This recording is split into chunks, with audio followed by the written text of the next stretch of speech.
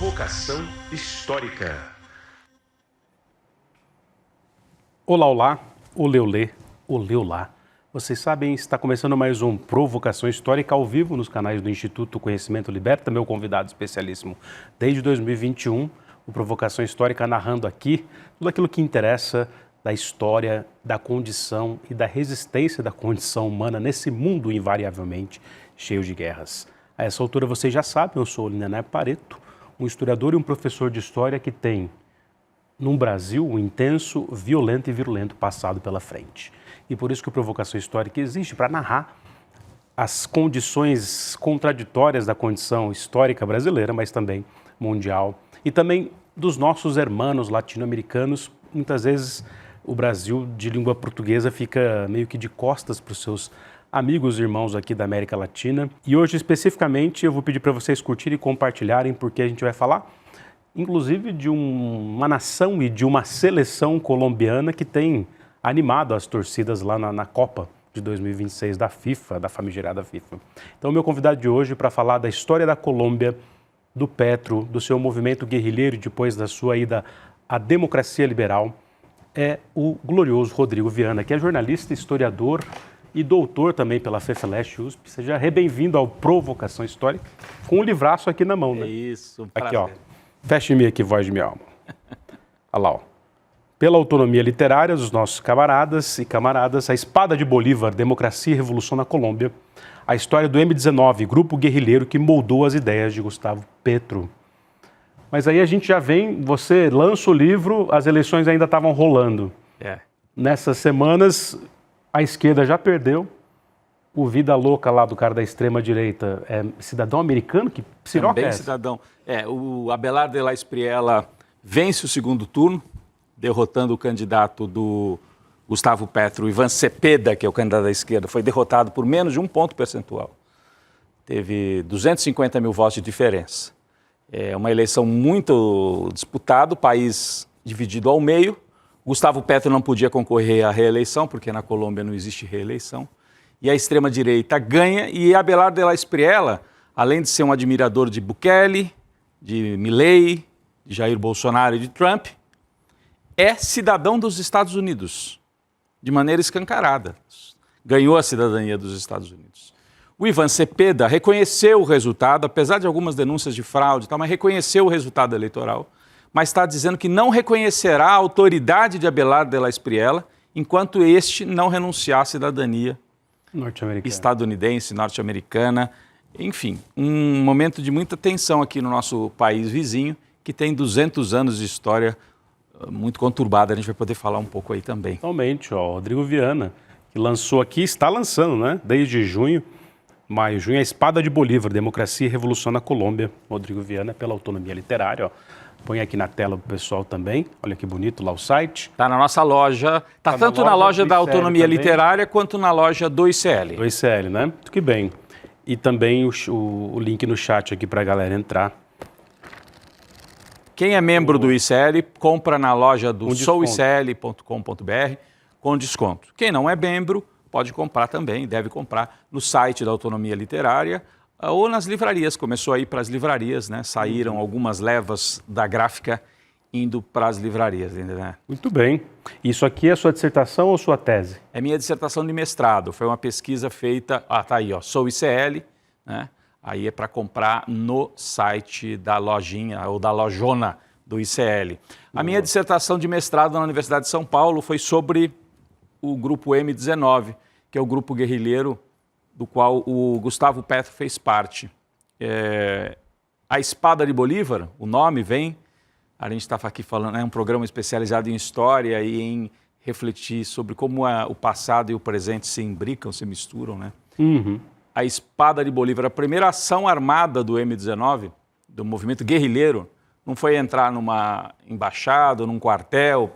Ou sequestrar um embaixador. Sequestrar o embaixador dos Estados Unidos, não. Eles entraram no museu, em Bogotá, e roubaram a espada que teria pertencido a Simão Bolívar, o grande libertador, o grande herói da independência nos países andinos, especialmente, toda a América do Sul, mas especialmente nos países andinos. Então é um grupo guerrilheiro que começa fazendo a disputa pela história, dizendo a espada do Bolívar, lá do século XIX, serve para a luta no presente, uma luta que falava muito de democracia num país onde a democracia não existiu completamente no século XX, né? Um domínio das oligarquias. Então o M19 foi um grupo guerrilheiro, depois a gente pode até explicar por que chama M19, tem a ver com essa história. Até jogada de marketing, de comunicação, né? Eles eram exímios comunicadores, né? Os guerrilheiros do M19, eles procuravam se diferenciar daquela tradição, daquela esquerda mais do discurso marxista, leninista.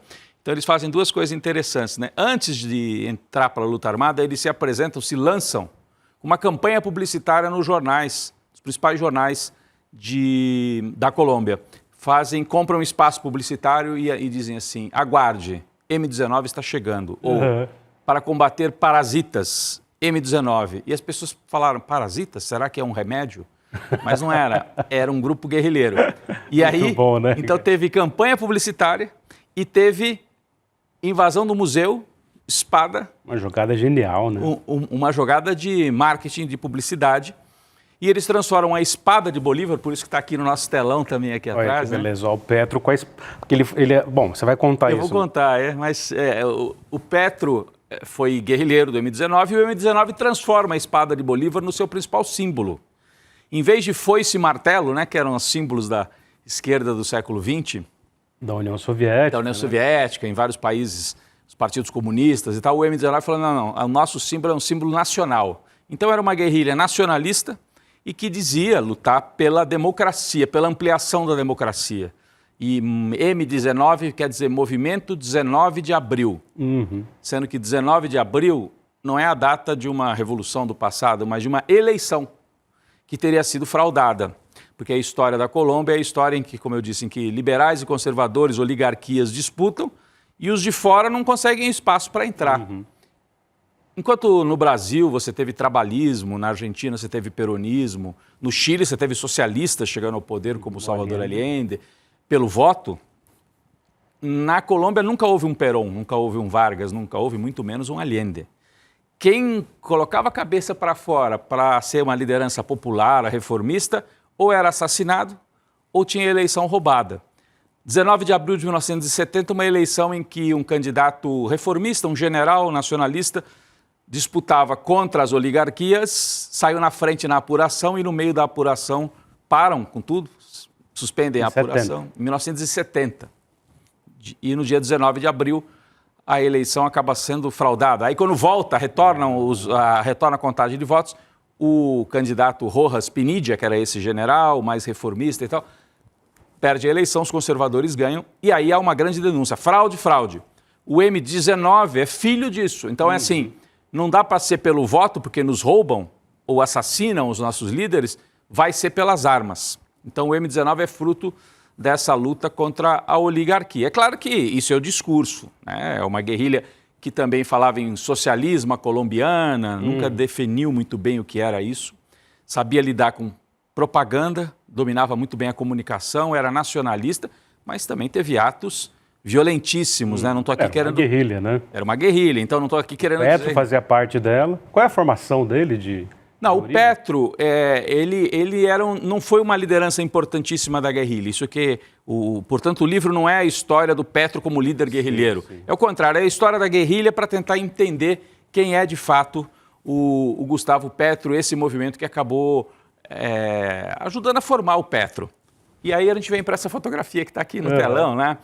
Porque a guerrilha atua durante 16 anos, Lindener, e tem momentos de muita violência.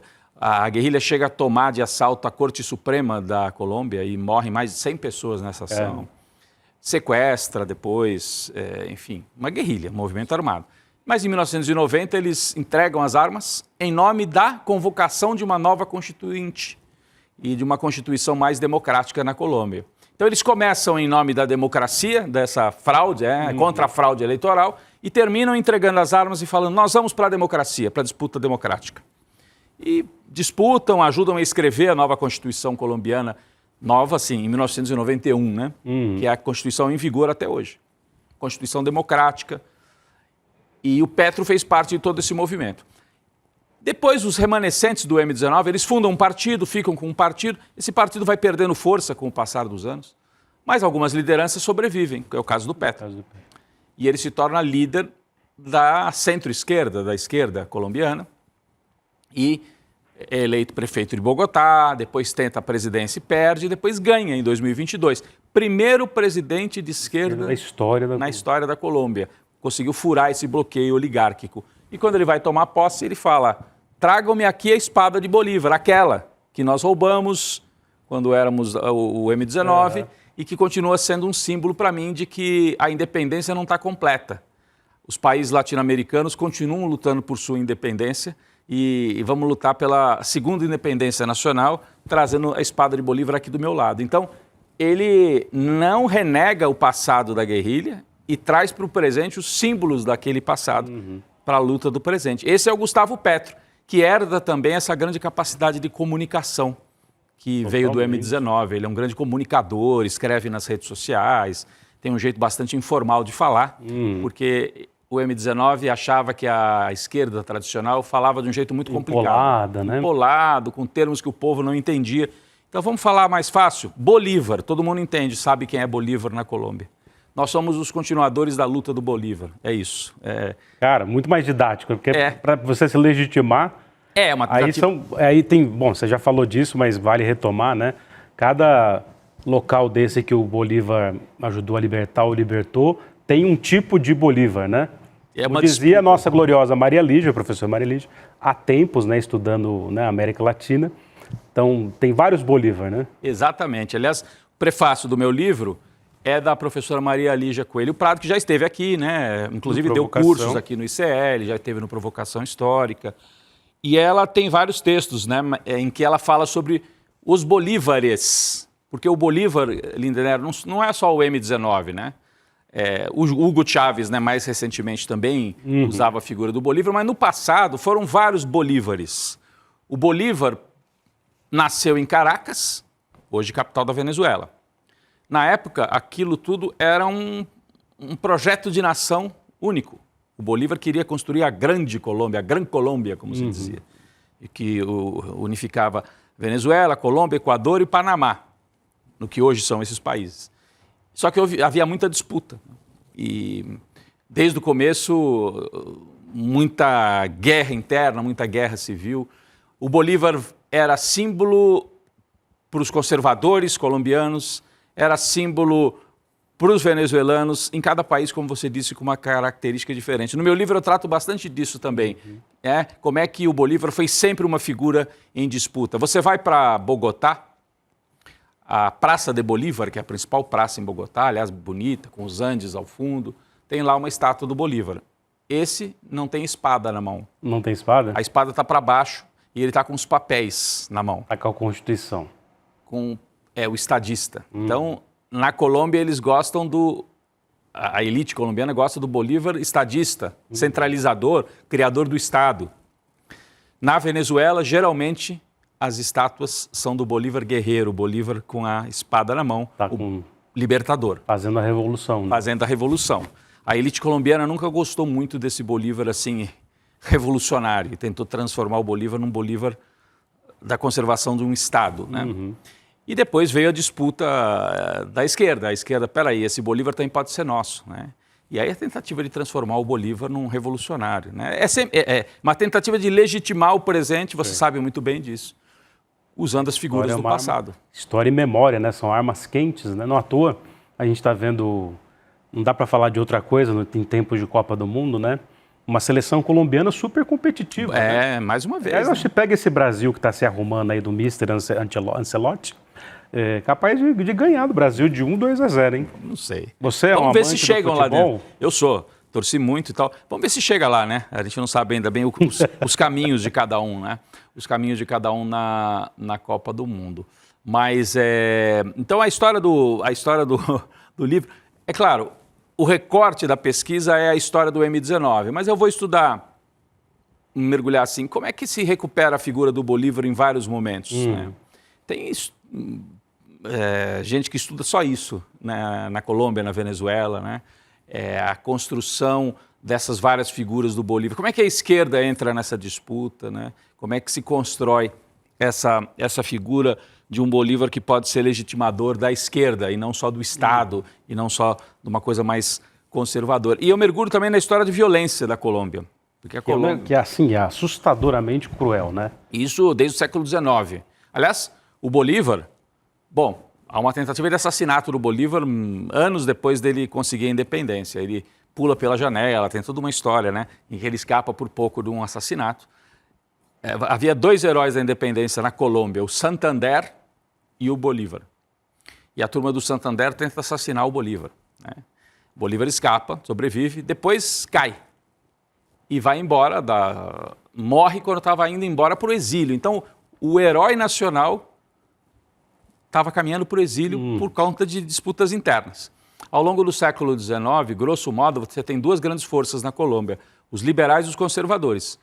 Os liberais, como o nome já diz, né, mais laicos, mais ligados às burguesias nas cidades, as classes médias, se é que tem um arremedo assim, de classes urbanas, e os conservadores com a força da terra, dos proprietários de terra e tal. E eles se enfrentam em guerras civis sanguinolentas. A Colômbia é um estado que demora...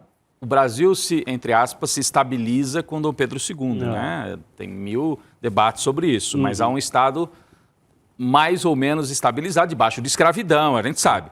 Na Colômbia, mesmo entre as elites, não havia um pacto que funcionasse bem de legitimação dos 2 lados. Então, os liberais entravam em guerra com os conservadores. Se ganhassem a guerra, expurgavam os conservadores e faziam uma constituição nova. Se os conservadores, dali a alguns anos, ganhassem a guerra de novo, expurgavam os liberais e faziam uma outra constituição.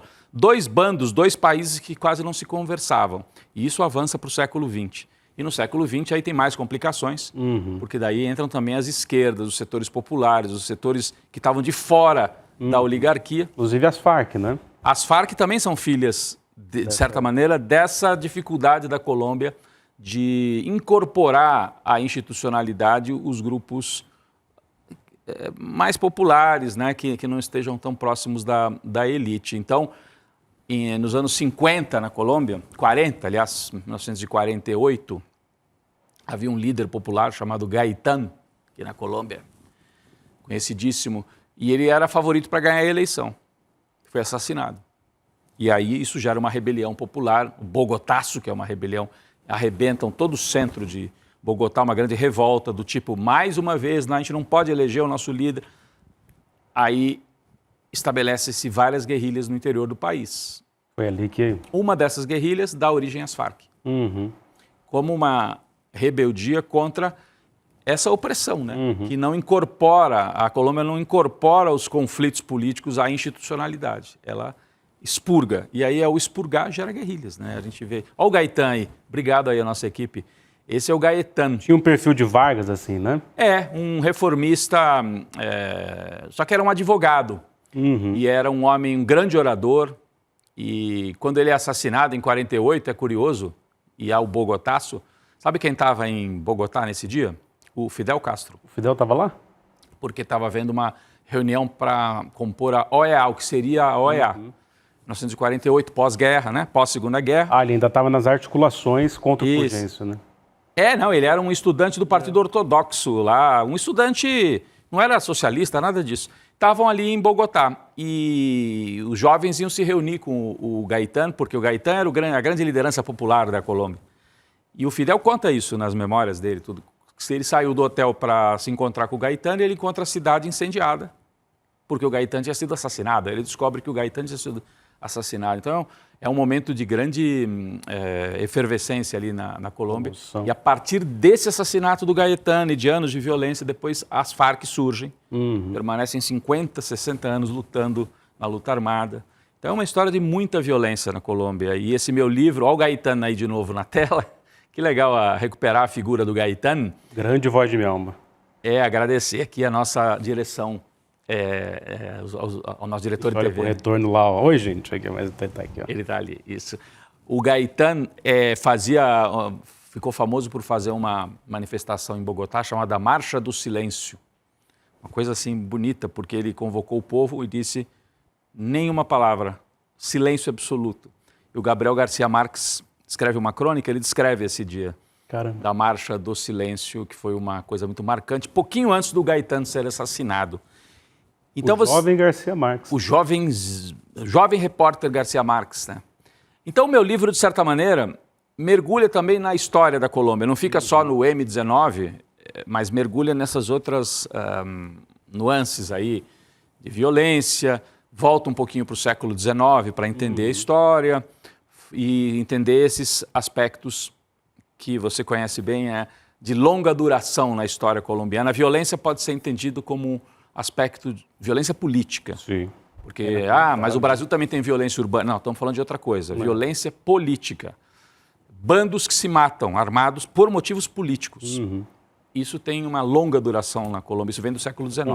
Então, por exemplo, uma figura dentro do narcotráfico, que era uma novidade daquele momento nos 80 para os 90, não é à toa, né? Quer dizer, não é um cara isolado na história da violência colombiana. Não é. Né? É um colombiano nessa tradição de violência. Você está falando do Pablo Escobar? Pablo Escobar. Inclusive há muita manipulação, assim, você também sabe disso, mas aqui para o nosso público, um uso assim, a Colômbia é tudo narcotraficante, é tudo narcotráfico. Associando as coisas.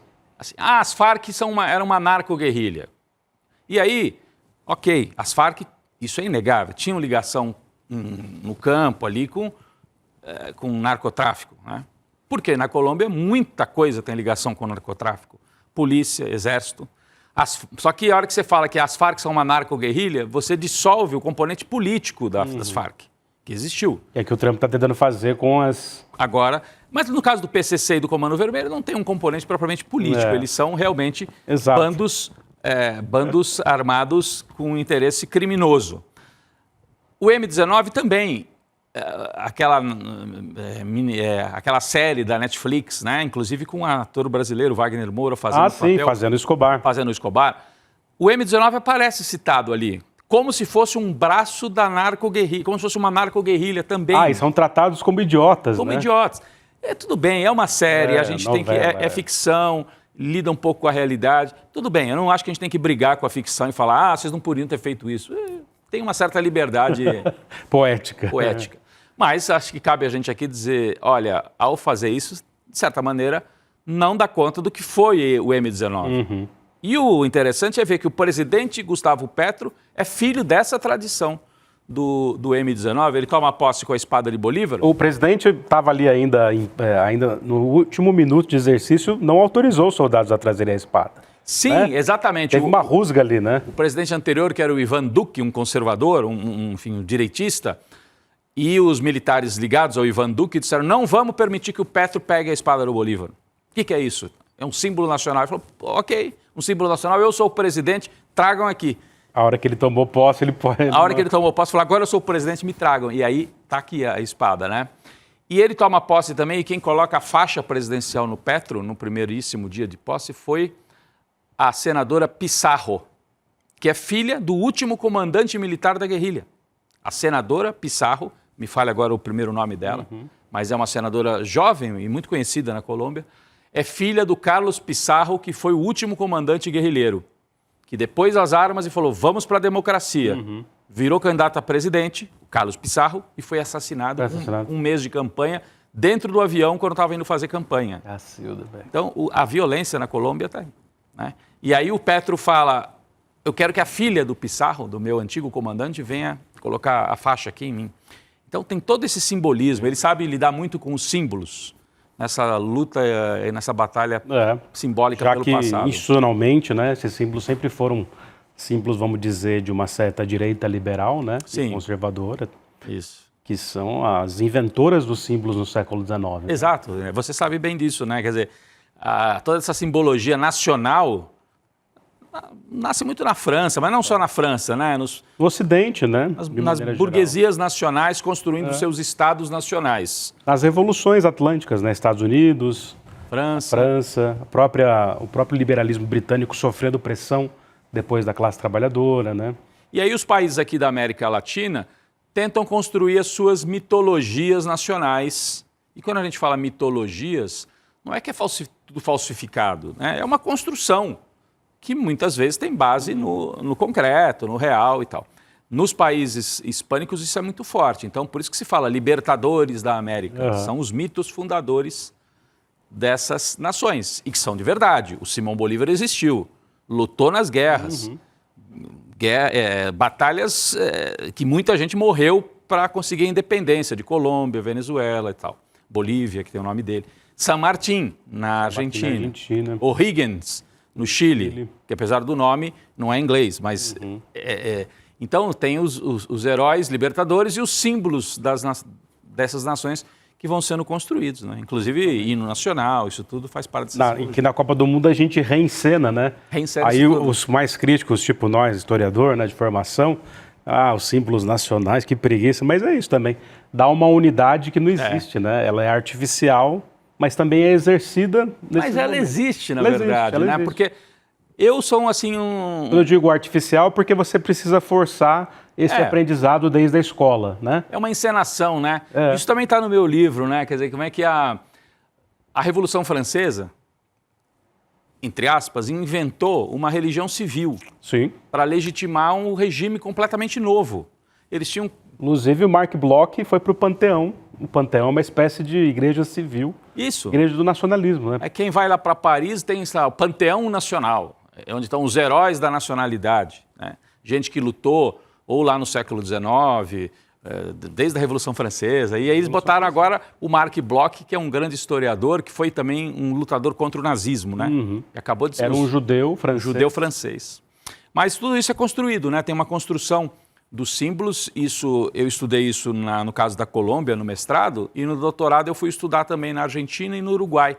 Como é que essas simbologias todas, como é que a esquerda, o meu foco é isso, como é que a esquerda lida com a simbologia nacional. Esquerda e nacionalismo.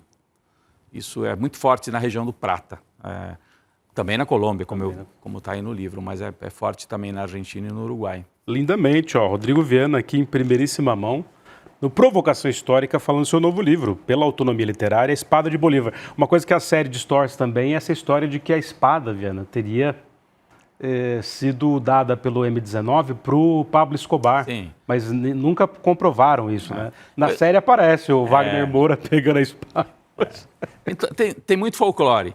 O que se sabe é que essa espada foi passando de mão em mão mesmo. Eles entregaram, o M19 roubou a espada, guardou com os seus apoiadores e foi mudando, né? Porque era um perigo, aquilo era quem que ia guardar? E, geralmente eles davam para gente mais da classe média ou intelectuais que, guarda na tua casa isso aqui para o M19. Os simpatizantes iam guardando. Não os líderes mesmo que estavam no dia a dia da guerrilha, né? E ao final da luta armada, eles devolvem a espada para o Estado colombiano, né? O livro faz também... Eu coleto muitos documentos, né? É um trabalho de história. Então, os boletins informativos... os jornais né? do M19, como é que eles o tempo todo, não é só na espada, eles falam de Bolívar o tempo todo. Olha que curioso, uma guerrilha revolucionária que o tempo todo fica colocando um símbolo do século XIX, um líder. Aí você fala como brasileiro, é mais difícil para nós, né, assim, entender essa construção, né, feita pelos colombianos. Então eles, hoje é aniversário de 100 e não sei quantos anos da morte de Bolívar, viva a Revolução, viva Bolívar, no mesmo documento, né? E ao mesmo tempo não renegavam o socialismo e tal, mas eles diziam, temos que construir um socialismo com características colombianas, que dialogue com o povo colombiano, com o povo da América Latina. Então é muito rico para quem gosta de história, são passagens muito, muito interessantes. Eu me apaixonei por essa história, mas claro, com um olhar crítico, de maneira nenhuma tentando romantizar ou dizer que eles eram heróis, nada disso. A luta armada é barra pesada. É barra pesada, né? Aqui tem uma das fontes, fecha em mim aqui, voz de minha alma. Voz de minha alma, você me disse o nome da senadora Pizarro, como é que é o primeiro?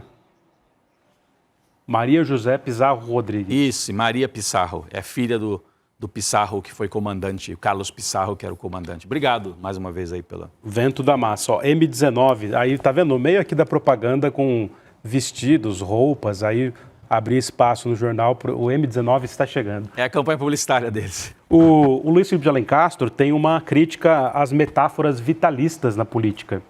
Tipo, vamos acabar com esses parasitas. É o uso do corpo, né? Você corporificar. Os nazis faziam muito isso. Faziam né? isso. Isso é uma ferramenta muito usada pela direita, né?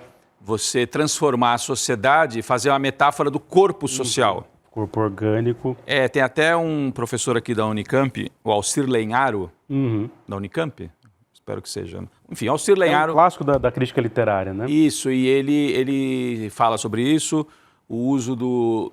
Essa ideia de corpo geralmente é encampada pela direita e é uma maneira de dissolver os conflitos. Somos todos parte do mesmo corpo. Alguém tem que ser o cérebro e alguém tem que ser as mãos que vão trabalhar. Fazer o quê? Alguns vão comandar, outros vão trabalhar. E quando você cria essa metáfora, e temos que manter o corpo são, para o bem de todos, sem conflito, senão todos sofrem. Isso é uma metáfora muito construída pela direita. Mas, curiosamente, a esquerda, em vários momentos, também usa isso. E o M19 usou. Isso também está no meu livro, né? Assim, como é que esse discurso... tem muita coisa, né, que caminha da direita para a esquerda e caminha, às vezes, não é nem da direita, vem de um passado muito, muito remoto. Mas não é de ser parte do corpo orgânico de quem governa. Vem do cristianismo. Vem do corpo do rei. Tinha até uma simulação do corpo do rei. O corpo do rei, e vem também de uma ideia cristã. Como vem uma outra ideia que é muito típica dessa época de guerrilhas aqui na América Latina, a construção do homem novo. O Che Guevara falava muito isso. Não basta construir a sociedade nova, temos que construir o homem novo. E o M19 falava muito disso. É uma coisa assim, vamos refundar tudo. Essa ideia é muito antiga. É corrente. O Vargas usou isso no Ministério da Cultura com Capanema. E você volta para um passado, os jacobinos usaram isso na França, o homem novo de uma sociedade nova. E isso eu não sabia, mas a própria ideia do batismo no cristianismo tem a ver com isso. E você batiza para dizer, esse é um homem novo, que tem um pacto novo, uma outra maneira de se relacionar com o mundo e com Deus, né? Então essa ideia de que revoluções ou coisas muito importantes, elas tendem a começar tudo do zero. O que, no meu entendimento, é sempre uma ilusão, né? Sim. Porque a gente sempre carrega o passado para esse presente aqui. Mas em alguns momentos as sociedades humanas criam essa ilusão de que vamos começar tudo de novo, vamos resetar. É o Santo Agostinho nas Confissões. Eu entendi tudo errado, agora estou convertido. É isso. Né? Então, é também um livro de história das ideias políticas, enfim, sem pretensões de ser um tratado. A partir de um caso concreto, que é o M19, a gente consegue tirar aí outras ideias, outros debates que tem a ver com esquerda, nacionalismo, democracia. E tem tudo a ver com o que está acontecendo agora, né? Quer dizer, o Petro não podia se reeleger, mas arregimentou ali o candidato ligado a ele, que é o Cepeda. Ivan Cepeda. As eleições foram super apertadas, né? Mas a esquerda perdeu. Por isso aqui, ó. Por muito pouco. Um fiapo. E o cara que ganhou é um cara de extrema direita, na verdade, mancomunado com os interesses americanos. Totalmente. Então, eu fui me interessar pelo estudo de esquerda e nacionalismo porque aqui no Brasil, mas em toda a América Latina, houve um momento, na universidade também, em que os intelectuais de esquerda, uma parte, eu nunca me filiei a esse pensamento. Essa história de nacionalismo, de combater o imperialismo, isso está fora de moda, isso não existe mais. E eu nunca acreditei nessa história, quer dizer, muita gente não acreditou. Cartazinhas da história cultural, né? Muita coisa assim, não, na verdade você não tem mais centro e periferia, é meio difícil você dizer quem é que impõe o quê. A periferia também impõe ideias ao centro. Então, uma ideia de dissolver essa coisa do império. E nos anos 90, anos 80, 90 do século passado, ainda começo do século XXI, isso foi muito forte. E era uma coisa para mascarar o domínio absoluto do capitalismo ocidental. Eram as narrativas pós-modernas, né? O pós-modernismo, a ideia de que a história acabou, vamos aceitar. Fukuyama, né? Lembra? Cai o Muro de Berlim, escreve o fim da história. Fim da história. Então não tem mais esquerda, direita, imperialismo. Que bobagem, parem de ser antiquados. Aí a gente vê... Tudo culpa do Michel Foucault. Aí você vê o Donald Trump dando aula de imperialismo em estado bruto pra gente. O Trump, esse grande intelectual. Estado brutíssimo, né? Imperialismo. Precisa explicar o que é imperialismo? Você vai lá e sequestra o presidente da Venezuela. Pois é, estamos falando ainda de um ano de 2026, que logo nos primeiros dias teve um sequestro Até hoje eu acho que não me recuperei daquilo. Forças especiais. Estou na maior deprê esses tempos todos, desde janeiro, e eu tenho certeza que é por causa do sequestro. Sequestro do Maduro. Também você pode achar que o Maduro era um personagem já decadente na política. Não, whatever, né? Mas não importa. Os Estados Unidos colocaram forças especiais, entraram dentro do palácio onde dormiu o jogo de videogame, bicho. E levaram embora um presidente. E falaram, e é isso mesmo. E a Venezuela ou entrega o petróleo para nós, ou nós vamos fazer o mesmo com os que ficaram lá. E aí você tem alguns presidentes, o Petro, que vem dessa história de nacionalismo de esquerda, que resiste. O Lula, que tem uma outra história, mas que também resiste. Presidenta mexicana. Os três ali fazendo... Uns três, mas é um momento muito, muito difícil, em que o imperialismo está avançando, e agora não é com aquela coisa, vamos fazer uma área de livre comércio, um tratado. Isso. Não, na agora... época do Bush filho, né? Era uma coisa assim, mas vamos fingir que estamos negociando. Não, aqui, meu amigo, é porrete, é mariner. Voltamos ao Theodore Roosevelt, né? Pois é, por isso que fala em doutrina Monroe, né? Volta o Monroe... Doutrina Monroe com Donald Trump. Com o dedo de Donald, que é pancadaria em nome do imperialismo e de você recolonizar e reunificar as Américas para os americanos de Washington, né? É um momento em que há essa ideia de estudar o que é o imperialismo e como é que a esquerda pode se relacionar com a defesa de um projeto nacional, torna-se, no meu entendimento, muito necessário. Tá, o Brizola diria o mesmo, não? Sim, eu vim de longe, né, dizia o Brizola. Sim. Eu vim de longe? Eu vim de longe. Eu vim de longe. O Brizola dizia que o PT, e é verdade, não dava importância a esse debate. Era o debate da construção nacional.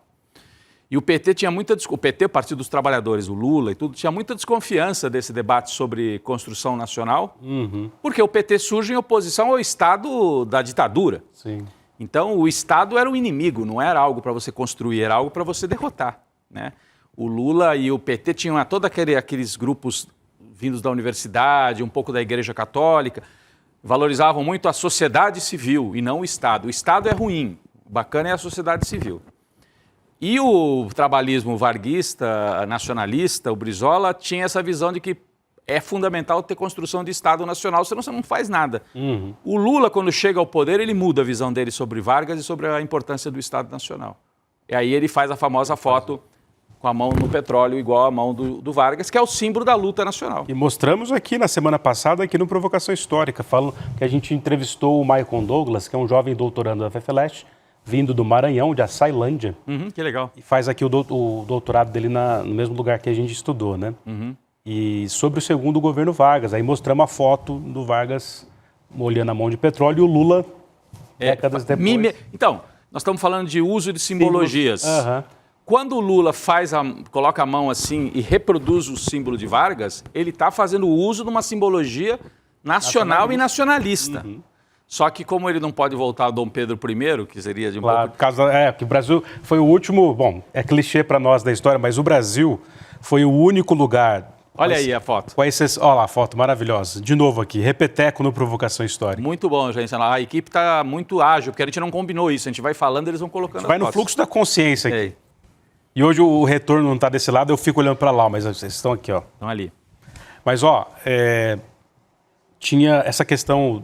Voltando à questão do Lula ainda, peraí que eu me perdi agora. Não, é que o Vargas, eu estava falando que o Lula usa um símbolo nacional e usa o Vargas, em vez de usar o século XIX, que é Dom Pedro I. Isso não, eu queria falar que para nós é até clichê como data, mas a exceção do México, um pouquinho no século XIX, o Brasil foi a única experiência monárquica das Américas.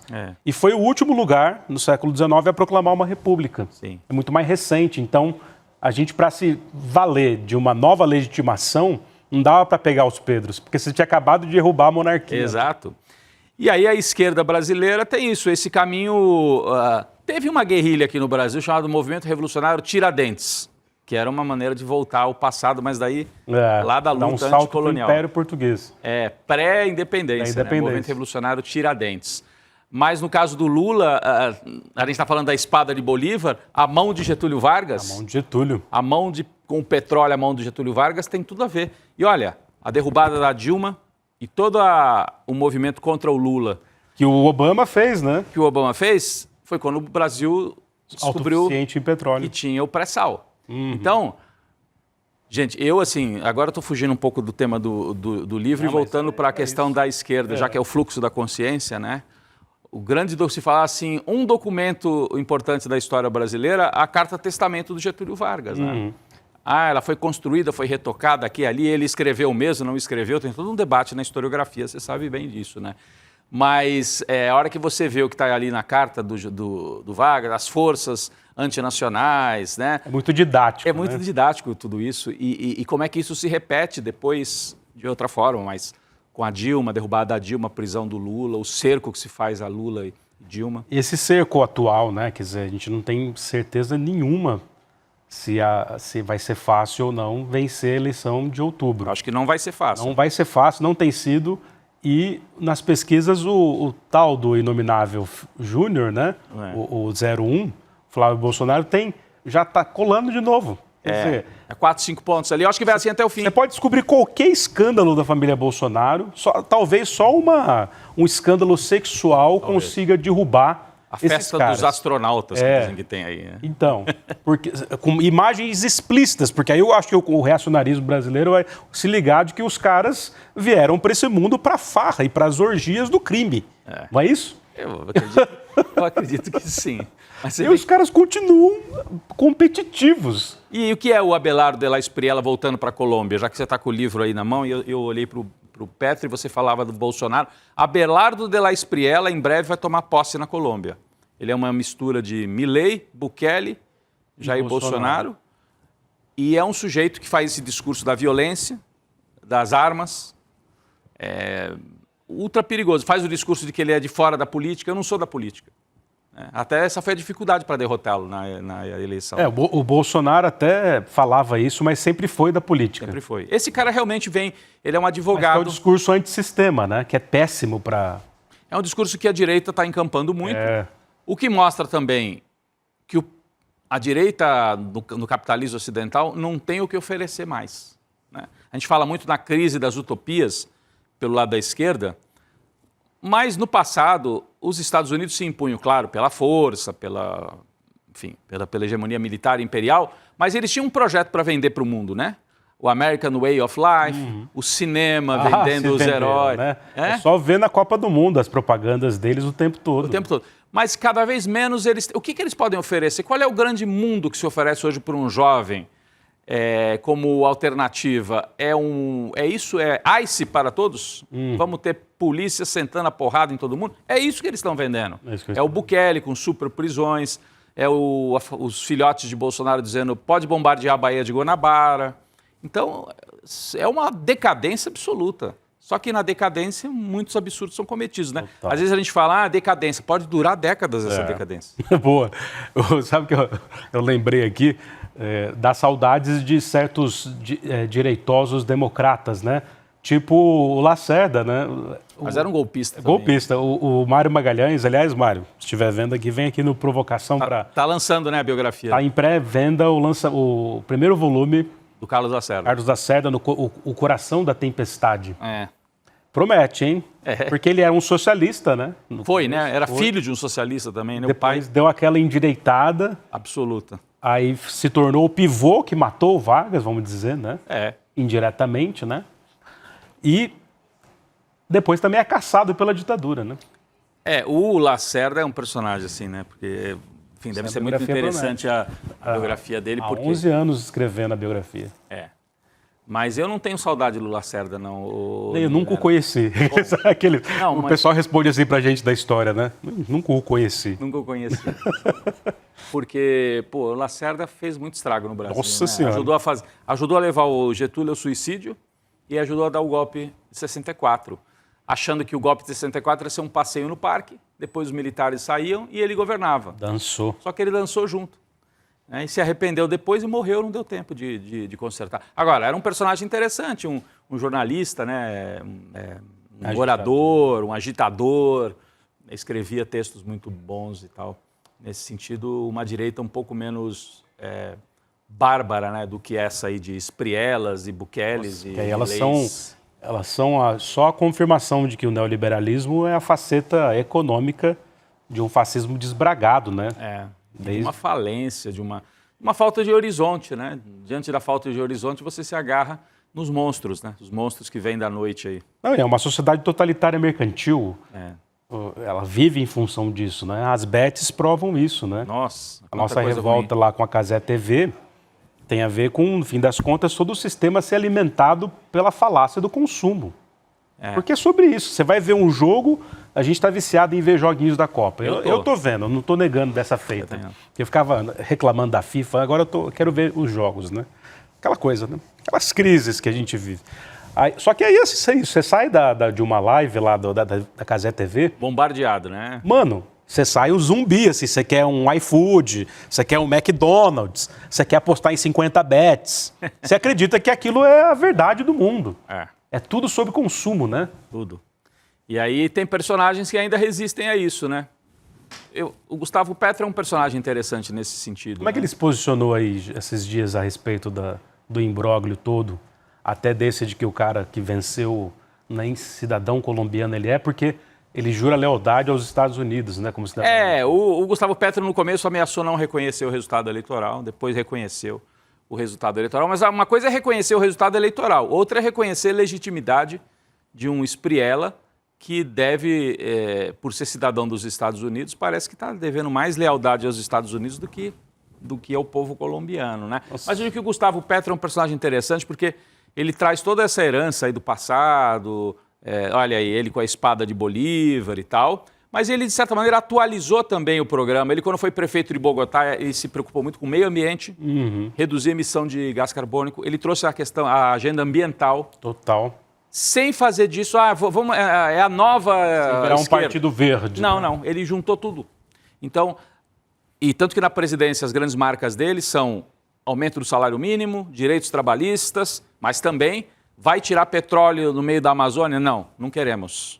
Tem um limite. Então ele tem uma agenda que mistura o que se chama de esquerda tradicional, as pautas do trabalho, do mundo do trabalho, com as pautas do meio ambiente.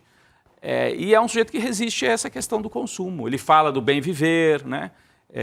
Tem uma coisa meio mujica, né? Tem um lado assim, mas bem colombiano, e nisso ele tem muito a ver. O M19 tinha uma espécie de mitologia também do homem colombiano. Na época não se falava da mulher, né? Mas é o homem e a mulher. Mas é o homem colombiano. É aí que está a verdade, o povo colombiano. Aí ele encarna isso. Isso, não precisamos ficar buscando modelos fora. O nosso povo já tem tudo aqui. O Lula, de certa maneira, fala disso também. Sabe o que eu ia falar para você? Mas aí você responde aqui na lente da verdade do Provocação Histórica. É aqui a lente da verdade? É aqui, ó. Mas antes disso, de novo, põe aqui, Voz de Minha Alma, o livro do Viana, tanto na nossa lojinha aqui do ICL, quanto no site da Autonomia Literária, da Manu, do Cauê, do Hugo e companhia, são parceiros aqui do ICL, e do Viana nessa empreitada.